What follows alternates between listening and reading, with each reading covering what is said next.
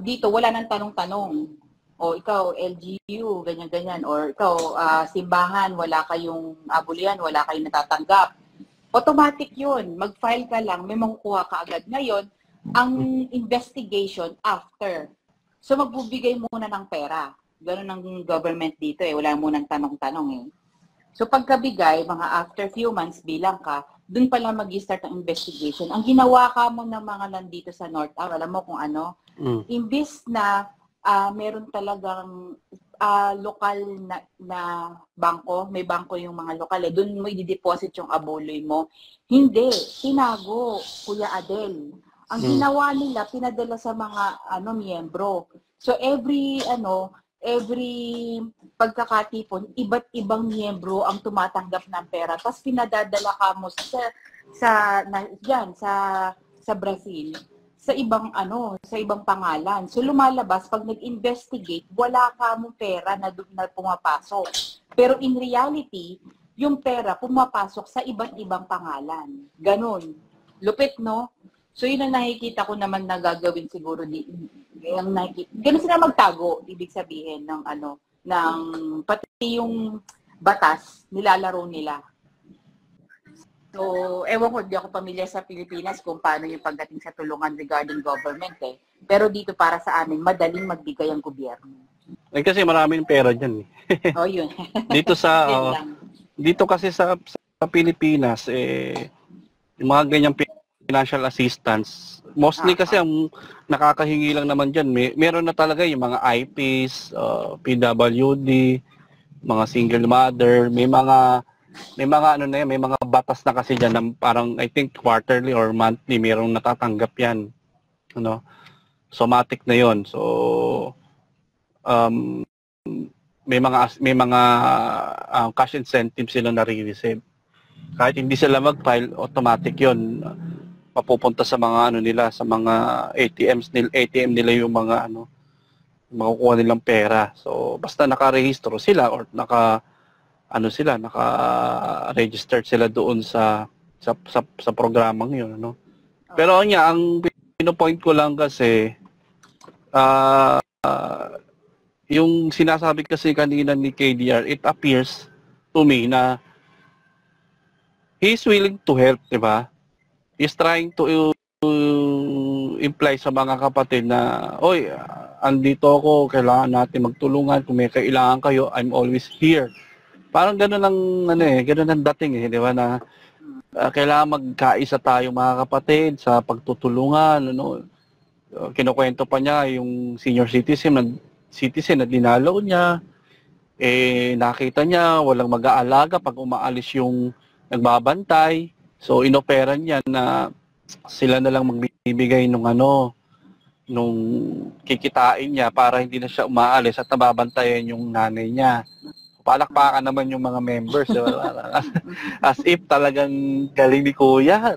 Ang bait talaga. Diba? Sarap. Diba? Parang ganun ang dating sa akin ng it appears na parang napaka matulungin talaga, di ba? At hero, di ba? At nagbigay pa raw siya ng revolving fund, di ba? Hindi malaman kung saan niya binigay yung revolving fund na yon. At sino ang lalapitan kung halimbawang manghihingi ng tulong para sa pang negosyo, na maliit na negosyo. Kasi kung matagal na yung binabanggit ni Best, di ba? Yung mga nanghihingi na yan. Pero may mga nabibigyan din, pero hindi ganong karami na pagbibigyan, Kaya ang sinasabi natin kasi kung talagang seryoso sila na tulungan ng kapatiran ng mga kapatid, ang nakikita nating nakikita natin mas nakita natin effective itigil niyo yung mga patarget sa mga lokales, di ba? Correct. Pero alam mo, Kuya Adel, para hindi mabigatan ng mga miyembro at make it a point na yung mga lokalis ay maging self-sufficient at maging self-sustaining.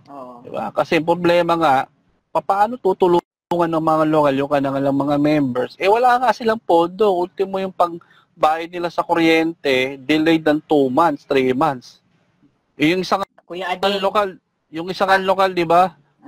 Magtipid daw kasi wag na wag gamitin yung flash nung CR para daw makatipid sa tubig imagine mo yun, dumarating sa point na gano'n, napaka-miserable naman nung lokal mo, KDR, di ba? Ba't nagkakaroon ng gano'n? Di ba? Bakit? Kuya Adel, Oo. sa akin yabang lang yon. Yung gano'n, nagyayabang lang siya para lang may masabi sa harapan ng mga kapatiran. Ang yabang niya.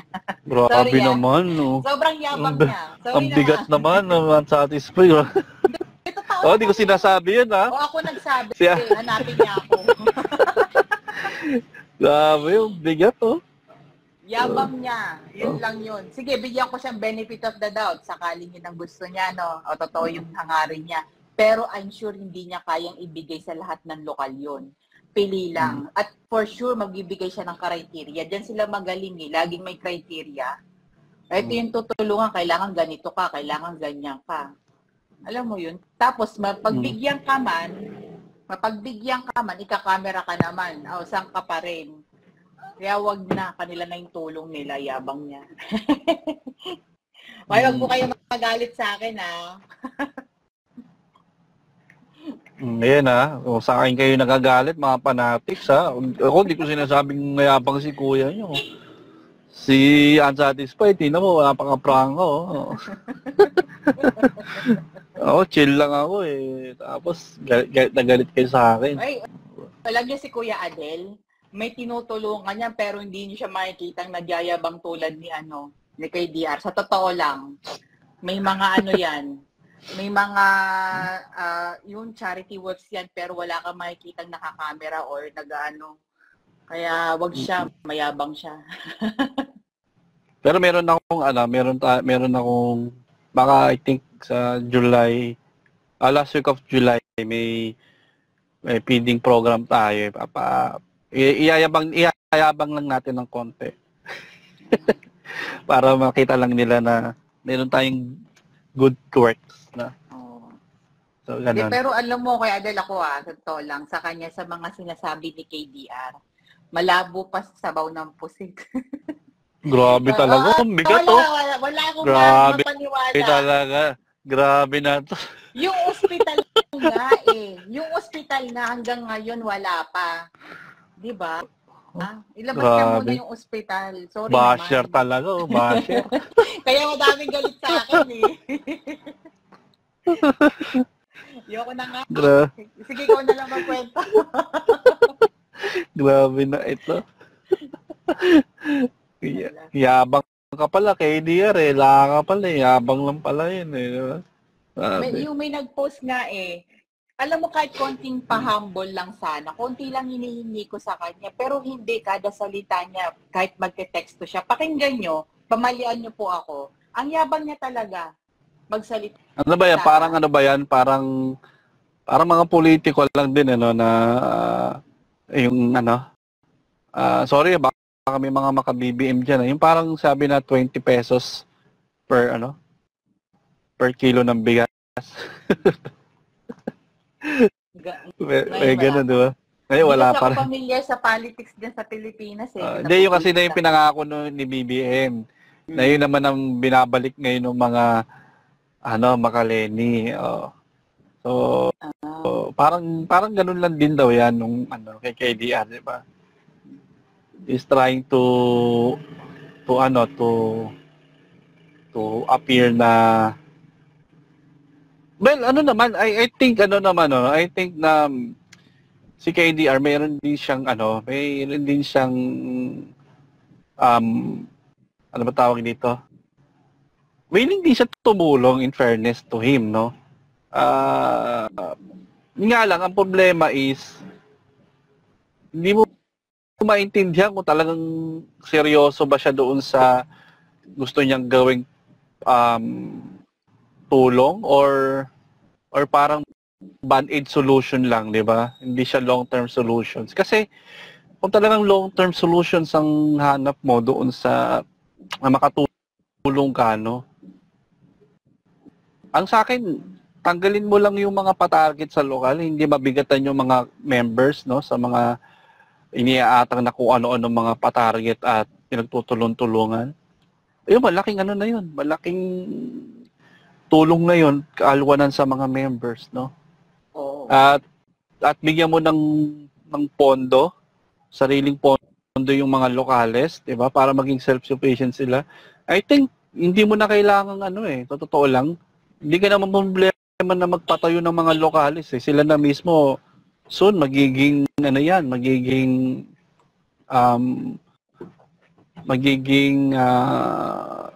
self-sustainable yung mga yan dahil meron silang sariling pondo at kumikita sila, 'di ba? So at least magiging healthy yung mga local chapter mo, hindi katulad ngayon na parang aandap-andap na naghihikahos na hindi mo alam kung mapapaalis sila dun sa local nila sa next month or hindi, 'di ba? Kasi nga baon sa utang yung mga lokalis.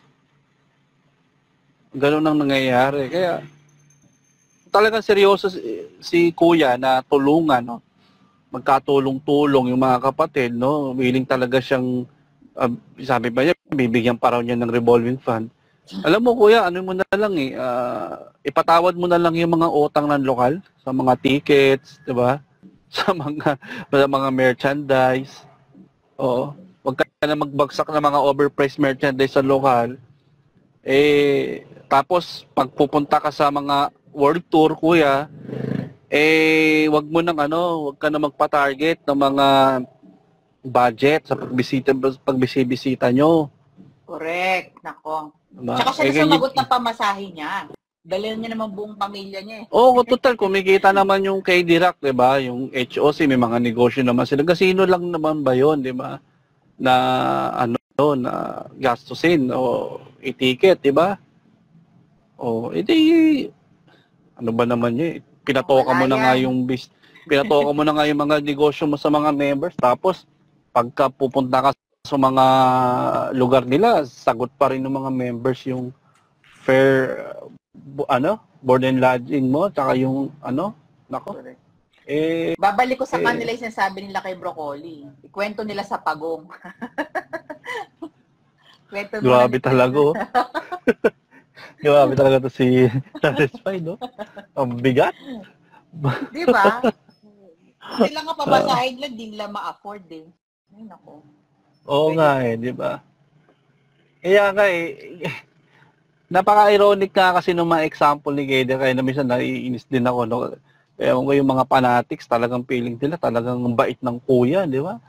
Handang lumingat. Ganun yung ganun yung image siya kanina eh. Yung matanda, ang gusto niya magawa daw, matulungan yung mga kapatid. Kaya pala meron mga pailaw ulit kanina, may mga painit na pailaw daw. Ganun, naabutan mo ba yun? Napanood mo? Oo, nakita ko kanina. Ay, naku.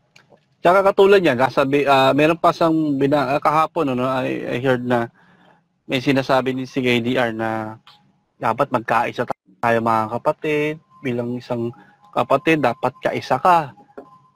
Gumagawa sa loob ng iglesia, di ba? So nakita mo, yung mga kapatid, papunta rito, gumagawa sila ng charities o tutulungan yung isang ganito, ganyan. So dapat, tulong tayo mga kapatid. Gumawa tayo ng mabuti na yun ang kalooban ng Diyos. Merong kapatid na kailangang abutan ng tulong, lingapin. Lingapin natin, di ba? Yan daw. So, yun daw ang tanda ng pagkakaisa. Dapat kaisa tayo. Bilang ikaw, kung nakikipagkaisa ka, kaisa kang gumagawa. Diba? Kaisa tayo lahat. Ang problema lang kasi, napaka-ironic ng mga example na pagkakaisa, gumawa. Pag may lingapin, may sakit, tulungan, o yung mga nangangailangan, abutan ng tulong, yun daw yung tanda ng pagkakaisa. Ang problema lang, ang hindi niya mas mabanggit sa kanya mga example. Di ba dapat mas magandang marinig sa kanya bilang nagkakaisa tayo mga kapatid. Halimbawa, sa lokal ninyo, di ba? o merong target doon sa wish ticket, o bilang pagkakaisa, dapat tumuwang ka doon sa sa grupo mo, doon sa pa-target. Dapat ma-hit yung target kasi yun ang sign ng pagkakaisa. Dahil para yun sa gawain. O, halimbawa, meron... Sabi lang, Kuya Adel. Oh. Ngayon sinasabi niya yung ganyan. Dumadaing siyang ganyan. Eh ano naman sinabi niya nung nakaraan? SPBB Day 1 ata yun. Parang may nabasa ako na kung ayaw niyang tumulong, wag. Tapos ngayon dadaing siya lahat magkaisa. Ano ba talaga, Kuya? Ang gulo mo.